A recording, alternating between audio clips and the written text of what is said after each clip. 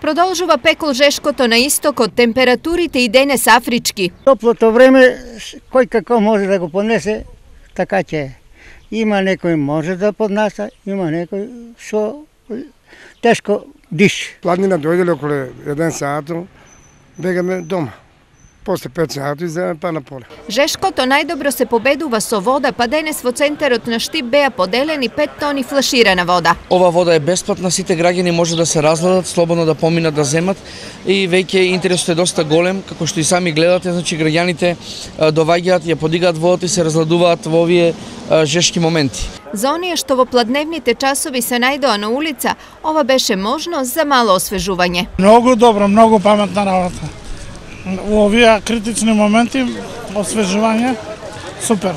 Убаво е за народ да се освеже, кој не може да се земе, ова е многу бава работа е. Освен вода, Штипјани денес добија и совети како со Жешкото да се справат. Им ги подели градоначалникот лично на овој пат во функција на здравствен работник. Најнапред да препорача на граѓаните да не се движат во период од 11 до 17 часот, бидејќи тој период е најголемо зрачење и најтопло време, да носат лесна облека.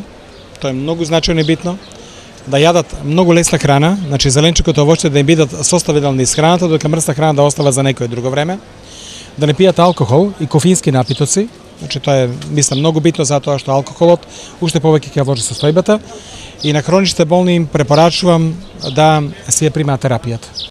Пекол Жешко ќе биде и утре, поттука препораките треба да се сватат и применуваат.